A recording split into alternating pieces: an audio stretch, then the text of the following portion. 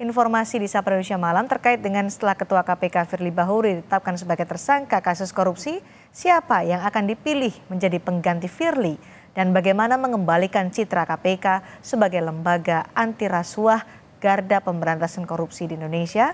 Kita akan bahas bersama Wakil Ketua KPK periode 2015-2019, Laude Muhammad Syarif. Selamat sore Pak Laude. Selamat sore Mbak. Baik, sebagai Wakil Ketua KPK yang lalu tahun 2015 sampai 2019, saya ingin mendengar pendapat Anda soal untuk pertama kalinya Ketua KPK tersangkut kasus pidana, pemerasan pula yang ini berkaitan dengan kasus korupsi. Ya, prihatin sekali, dan keprihatinan itu bukan cuma datangnya dari teman-teman yang dari dalam negeri ya, tapi tadi sebelum mulai acara ini saya terima banyak sekali pesan dari teman-teman komisioner dari lembaga anti korupsi yang lain, yang dari Singapura, dari Malaysia, dari tempat lain gitu. Mereka bertanya, what really happened in Jakarta, seperti itu. Ya, terpaksa saya jelaskan. Jadi ini saya pikir sesuatu yang harus kita sesali bersama. Dan akhir setelah ditetapkan jadi tersangka, Istana sudah menyiapkan nih Pak Laude 2 kepres termasuk soal pengganti Firly. Staf sus kepresidenan menyebut bahwa Presiden Jokowi akan menunjuk salah satu pimpinan KPK jadi ketua sementara KPK. Bagaimana ini mekanisme di KPK untuk bisa menunjuk ketua sementara KPK menggantikan Firly Bahuri? Ya, dulu pernah terjadi penunjukan ketua KPK yang waktu itu zamannya Pak Ruki, kayaknya menggantikan Pak Busro Mukadas waktu itu, yang kebetulan masa jabatannya telah berakhir. Waktu itu jadi agak kesongan sehingga ditunjuk. Tapi yang ditunjuk waktu itu yang sudah lengser ya, yang sudah, maksudnya sudah menyelesaikan masa jabatannya. Tapi kalau sekarang Presiden ingin menunjuk yang ada, itu bisa juga.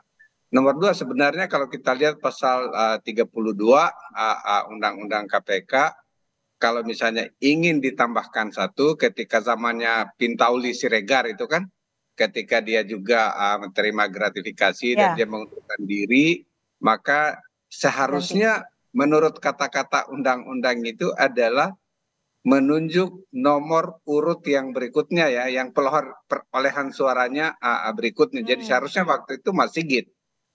Tapi DPR berpendapat lain sehingga menunjuk Pak Johanis Tanak. Ya, sekarang ini apakah akan ada mencukupkan lagi menjadi 5 orang atau hanya menunjuk sebagai ketua? Itu saya belum tahu persis apa yang ada di benak Presiden dan DPR.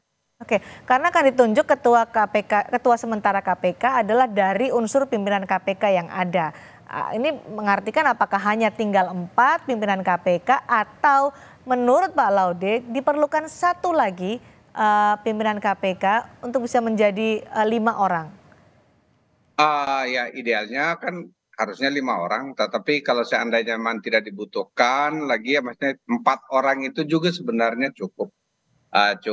Mudah-mudahan ini yang kan saya dengar ini ada Polri akan memanggil lagi untuk memeriksa pimpinan-pimpinan yang lain. Betul. Kalau itu terjadi ada rentetannya, wah itu betul-betul chaos dan harus mencukupkan, karena tidak boleh, menurut saya ya, sekurang-kurangnya 3 orang, tidak boleh kurang dari 3 orang di KPK. Jadi menurut Anda dari rencana dari Polda Metro Jaya akan memeriksa 4 pimpinan KPK yang lain akan menyeret yang lain selain Firly Bahuri? Saya kurang tahu, hanya Tuhan yang tahu dan Polda dan Polri seperti itu ya, karena mereka yang melakukan penyelidikan dan penyidikan. Mudah-mudahan tidak ini single case. Kalau misalnya memang ada rentetannya ke tempat lain, wah itu keprihatinannya menjadi sangat-sangat bertambah lagi ya. Karena kita sudah cukup ini 2 orang, Ibu Pintauli dan Sekar. Baik, Pak Laude, menurut Anda ada syarat khusus atau kriteria tertentu untuk menjadi ketua sementara KPK dalam situasi saat ini ya, di mana ketua KPK tersangkut kasus dugaan pemerasan, kemudian juga integritas KPK sekarang jadi dipertanyakan?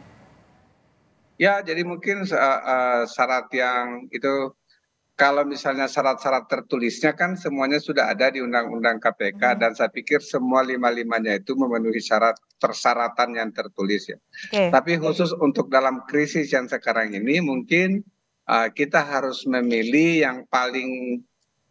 yang paling bersih di antara yang empat, yang lebih berpengalaman, dan yang kedua bisa menjadi gripnya terhadap institusi itu jelas, maksudnya didengarin oleh orang-orang internal KPK yang ada sekarang, dan pada saat Mhm. yang sama juga dia dihormati ketika mewakili KPK untuk urusan-urusan di luar. Saya pikir itu, dan ya seharusnya presiden dan bisa menimbang-nimbang itu, kira-kira di antara empat orang ini yang punya kemampuan manajerial dan keilmuan serta Mhm. integritas itu mana yang paling bagus. Siapa yang paling pantas menurut Anda, Pak Laude? Saya ya tidak boleh menyebutin semua teman soalnya. Apa yang kemudian harus dilakukan oleh Ketua sementara KPK nantinya untuk memulihkan lagi citra KPK? Saat ini kan kritik bertubi-tubi datang dan juga mempertanyakan apakah lembaga anti rasuah ini bisa bekerja sesuai dengan marwahnya. Ya, jadi menurut saya yang akan datang itu, kalau menurut saya pribadi, bahwa KPK sudah saatnya lagi merangkul masyarakat pencinta anti korupsi. Oke. Masyarakat yang betul-betul genuine dan peduli terhadap agar dan tapi tidak boleh hanya dibuat-buat, tapi harus genuine pendekatannya.